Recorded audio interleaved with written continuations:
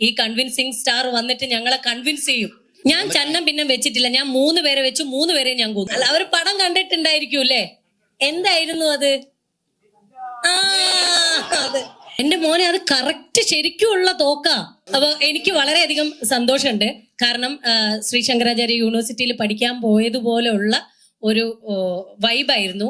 ഇവരെല്ലാവരും കണ്ടില്ല, എത്ര സീനിയേഴ്സ് ആണ്. പൊന്നമ്മ ചേച്ചി ആണെങ്കിലും കുട്ടേട്ടനാണെങ്കിലും ഓരോ ദിവസവും വൈകുന്നേരം ഈ കൺവിൻസിങ് സ്റ്റാർ വന്നിട്ട് ഞങ്ങളെ കൺവിൻസ് ചെയ്യും.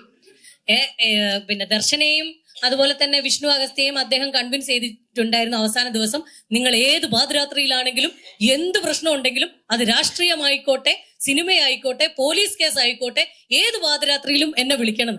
ദർശന ഭാവം അത് കേട്ട് വിശ്വസിച്ചു. വിളിക്കും ചേട്ടാ, എന്റെ പട്ടിയെടുക്കും ഫോണെന്ന്. അത്രയും ഞങ്ങളെ കൺവിൻസ് ചെയ്തുകൊണ്ടിരിക്കുകയായിരുന്നു ഓരോ ദിവസങ്ങളിലും.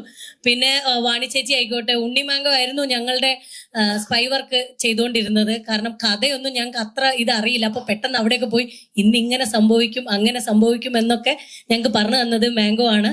പിന്നെ സൂരജിനെ പറ്റി ഞാൻ ആവശ്യത്തിൽ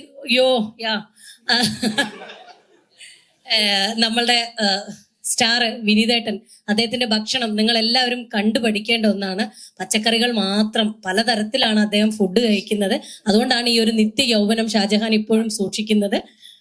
പിന്നെ പരിമളിനെയും എനിക്ക് അധികം കൂടെ വർക്ക് ചെയ്യാൻ പറ്റിയിട്ടില്ല. നമ്മുടെ തെലുങ്ക് ഡയറക്ടർ, ഒന്ന് എണീറ്റ് നിൽക്കൂ.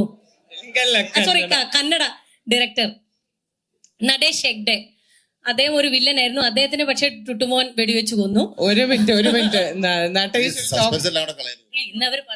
അവർക്ക് വേണ്ടി നീ സംസാരിച്ച് കളയില്ല. അവര് സംസാരിച്ചോളൂ. പക്ഷെ അവരെ നമ്മൾ പരിചയം. എന്റെ മോനെ, അത് കറക്റ്റ് ശരിക്കുമുള്ള തോക്കാ. അത് ഒറിജിനൽ തോക്ക്, ഒറിജിനൽ ആയിട്ട് പൊട്ടിച്ചതാണ് ഞങ്ങള്. അത് പൊട്ടിച്ച് ഇങ്ങനെ തള്ളിക്കോ, പോലീസ് വീട്ടിൽ വരും. സോറി, ഒരു മയത്തിലൊക്കെ തള്ളാവൂന്ന് എന്നോട് കുട്ടേട്ടൻ പറഞ്ഞിരുന്നു. അതെ, ഒരു 5 കിലോ 6 കിലോ ഉണ്ട് ഓരോ തോക്കും. അതിൽ ചെറിയ തോക്ക് ഉപയോഗിച്ചത് ദർശനയാണെന്ന് മാത്രം. ഇങ്ങനെ സ്ത്രീ ക്യാരക്ടേഴ്സും ഒരു മലയാള സിനിമയിൽ അങ്ങനെ തോക്കെടുത്തിട്ട് ചന്നം വെടിവെക്കുന്ന കാണാൻ എന്ത് രസാന്നറിയോ? ഞാൻ ചന്നം പിന്നെ വെച്ചിട്ടില്ല, ഞാൻ 3 പേരെ വെച്ചു, 3 പേരെ ഞാൻ കൊന്നു. ഉറപ്പാണ്. ഞാൻ എന്റെ ഉണ്ടകൾ ഒന്നും പാഴായിട്ടില്ല. അതിന്റെ ഞങ്ങളുടെ ഗുരുനാഥൻ എന്ന് പറയുന്നത് സത്യത്തിൽ അന്ന് ഞങ്ങളുടെ മെയിൻ ഗുരുനാഥയായിട്ടുള്ള ദർശന അവിടെ ഉണ്ടായിരുന്നില്ല. പക്ഷെ വിഷ്ണു അഗസ്ത്യ അത് ഏറ്റെടുത്തു. അതിനു വേണ്ടിയിട്ടുള്ള നേതൃത്വം ഒക്കെ നൽകിയെങ്കിലും അല്ലേ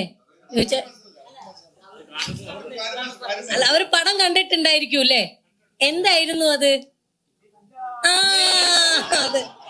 അത് ഇല്ലത്തുനിന്ന് ഇറങ്ങുകയും ചെയ്തു, അമ്മാത്തട്ട് എത്തിയതും ഇല്ല എന്നുള്ള ഒരു അവസ്ഥയായി. അപ്പൊ അതില് സജീവൻ ചേട്ടന് വളരെയധികം വിഷമമുണ്ട്.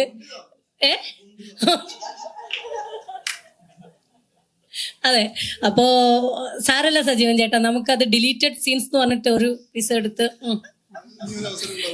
അതെ, നമുക്ക് ഇനിയും പോരല്ലേ, മതിയായില്ലല്ലേ? അത് അടുത്ത പാർട്ടിൽ കുറച്ചും കൂടി ഉണ്ടാവുമെന്ന് നമുക്ക് പ്രതീക്ഷിക്കാം. വേട്ടമൃഗം രാപ്പാടി പ്രൊഡക്ഷൻസിന്റെ വേട്ടമൃഗത്തിൽ നമുക്കത് കാണാവുന്നതാണ്. കൂടുതൽ വീഡിയോസിനായി B4 Blaze ഫോളോ ചെയ്യൂ, സബ്സ്ക്രൈബ് ചെയ്യൂ.